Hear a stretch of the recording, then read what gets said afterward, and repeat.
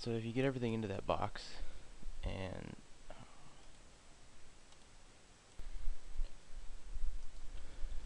basically just keep moving things around and changing the size and such until you can fill up as much space as possible. You don't have to, but it's just wasteful to leave the space. I mean, you might as well use it to get better resolution on various parts of your texture.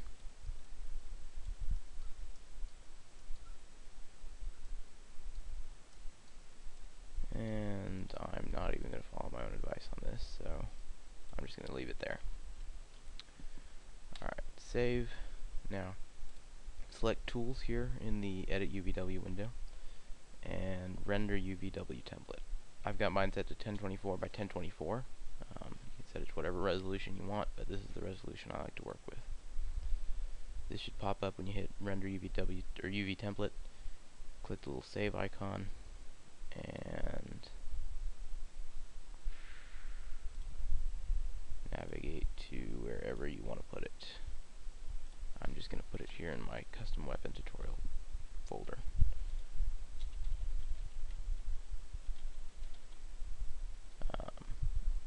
You can make it a TIF or JPEG or whatever you want. It doesn't really matter at this point. So save that. X out of those. Save and minimize that. Okay. Well, there's our unwrap. So now go ahead and fire up GIMP. I'm going to use this starting setup because it has the materials and such that I like to work with for base textures.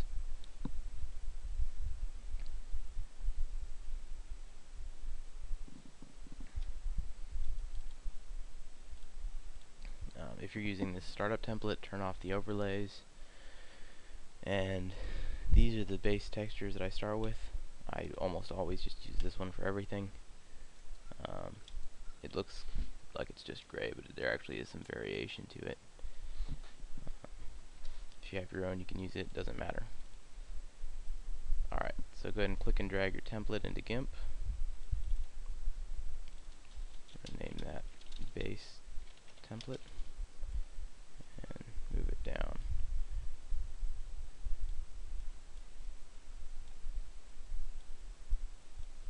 Okay, it won't let me. That's odd. Okay, duplicate that and name this one selection template.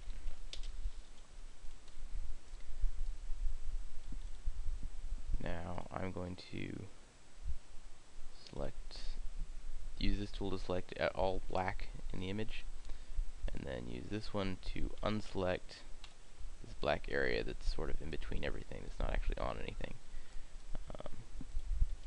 And just go around and unselect any holes like that, anything that you don't want texture on.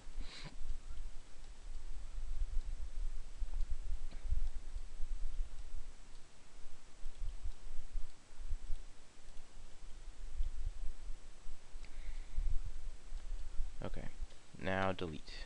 That should make it all white. Actually, wait, go to select, grow, and grow your selection by 2 pixels.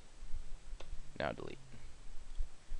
So the purpose of this layer is so that we can slowly just turn off this. You don't need to see it, but when you see your base template, you can just click on your selection template and choose this tool and click on any of these, and because they're white you can select any of them. You don't have to do that, but it makes texturing a lot easier. And then I'm going to make one more duplicate of this. Don't know why it won't let me move it, but that is annoying.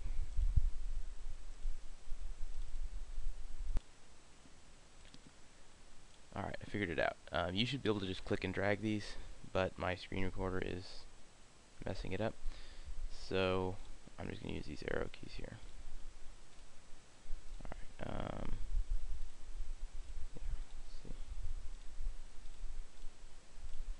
Alright, you want your base template on the bottom, then your selection template, and then this next one that I just had you make, and I'm going to call it overlay template. It doesn't really matter what you call them, but that's what I call them.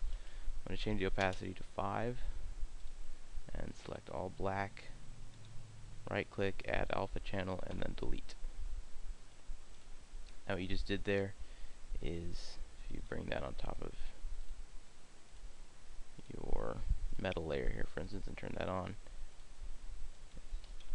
you'll see that you now have this overlay on top of it. It lets you still see things. You can just turn that on and off whenever you need it.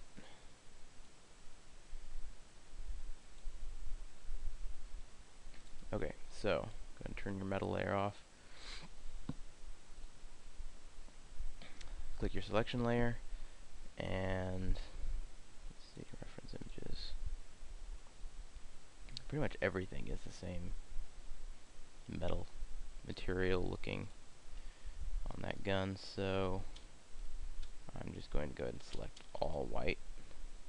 Click on my metal, base metal layer, Control C,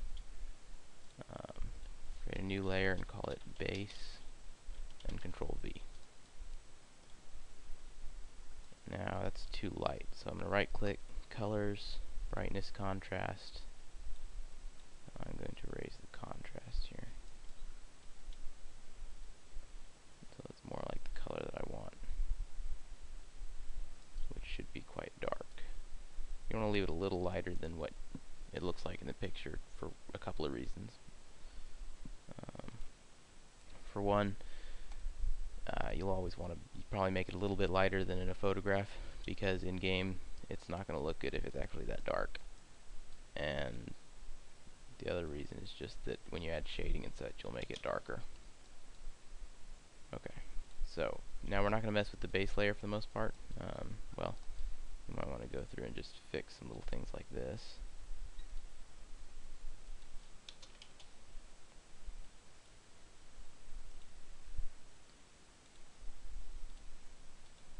Whoops.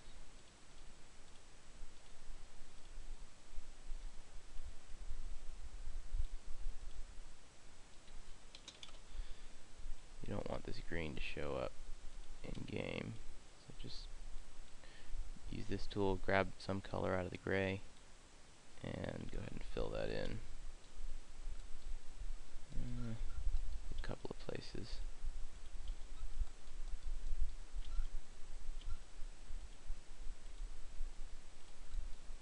Most of these probably won't show up anyway, but better safe than sorry.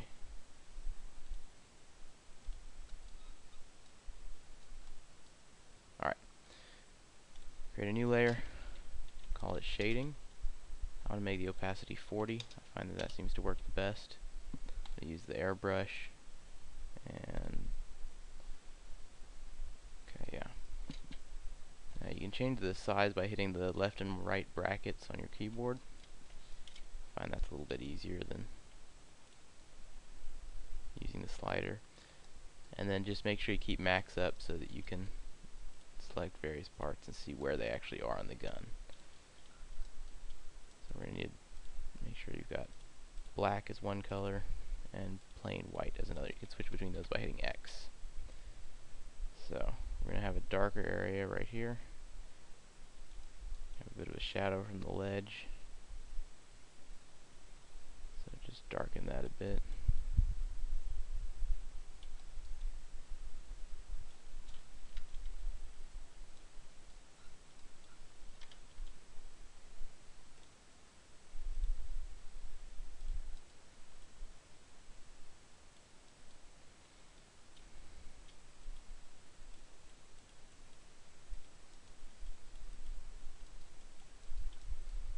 Okay. Basically, anywhere where you have an edge that is, an inside edge like this edge right here, you're gonna want to darken it. Anywhere you've got an outside edge, you're gonna want to slightly lighten. And that's just sort of a good generic rule of thumb for your first step.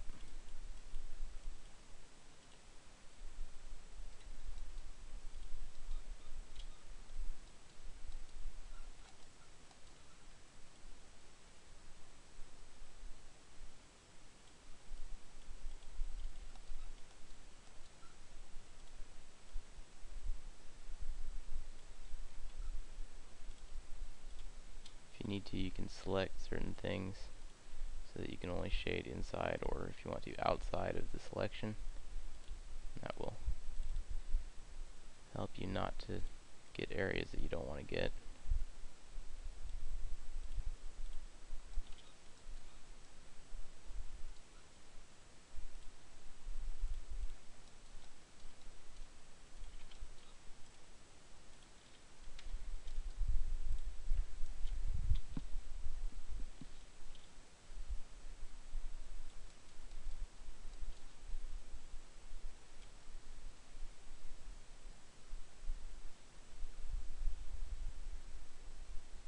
Also, anything that's facing down on your model, you want to darken it a little bit.